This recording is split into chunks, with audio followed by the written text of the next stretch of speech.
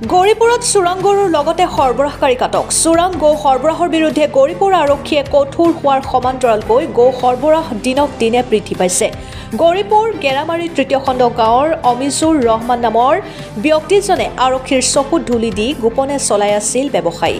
গাঁৱৰ ভিতৰুৱা পথেৰে দুটা চোৰাং গৰু লৈ যোৱাৰ সময়ত গৌৰীপুৰ আৰক্ষীয়ে এক গোপন অভিযানৰ ভিত্তিত হাতে লোটে আটক কৰে। ইতিমধ্যে আৰক্ষীয়ে অমিজুৰ ৰহমানক থানাত আনি অধিক তথ্যৰ বাবে তদন্ত অব্যাহত ৰাখিছে।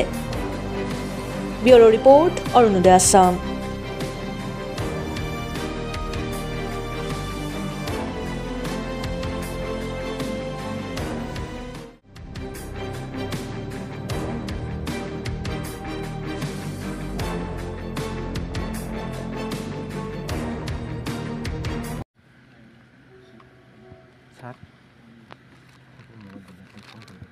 আজকে কয় তারিখ? আজকে কয় তারিখ?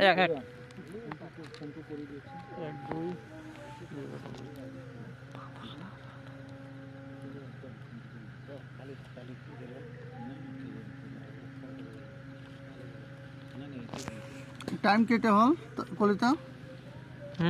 টাইম 8:30।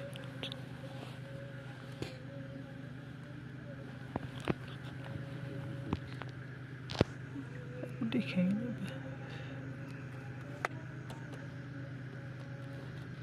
37 8:37 8:30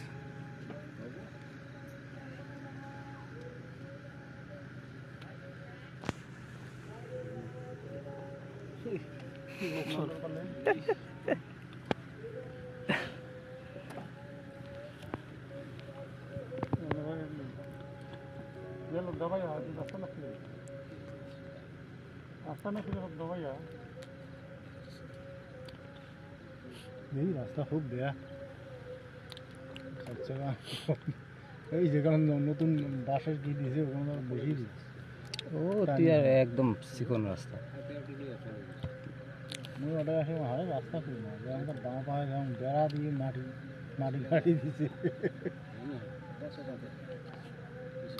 যেটা পূর্ব সব করছি না দেখায় না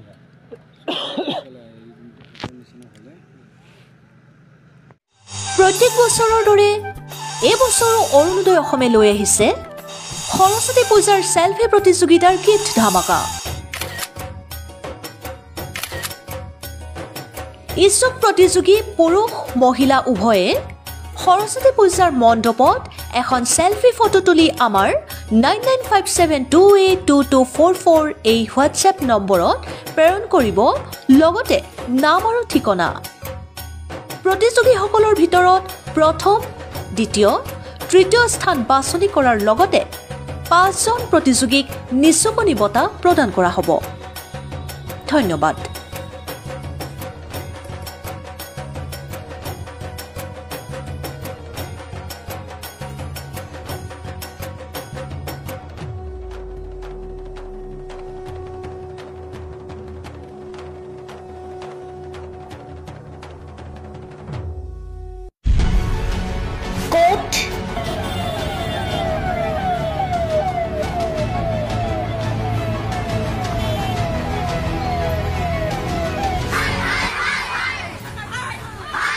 কিয় কেনেকৈ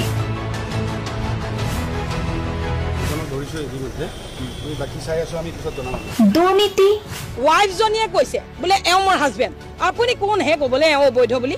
অনিয়ম ভ্ৰষ্টাচাৰ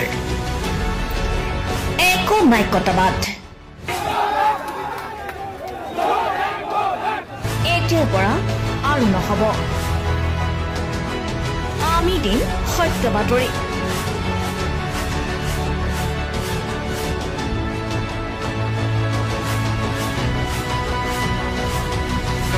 নিজকে সংস্থাপিত কৰাৰ বাবে শুদ্ধ ৰূপত নিৰ্ভীক নিৰপেক্ষতাৰে আমি সাজু। অসমৰ উন্নয়নমূলক যাত্ৰাই আজি এক নতুন দিগন্ত ভৰি দিছে।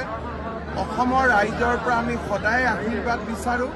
আমি এনেকৈ যাতে আমাৰ জননী জন্মভূমিক সেৱা কৰি যাব বিচাৰোঁ। অৰুণোদয় অসম।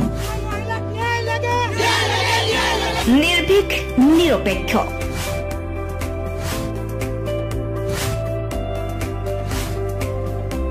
ৰাইজৰ বাবে ৰাইজৰ পক্ষত অৰুণোদয় অসম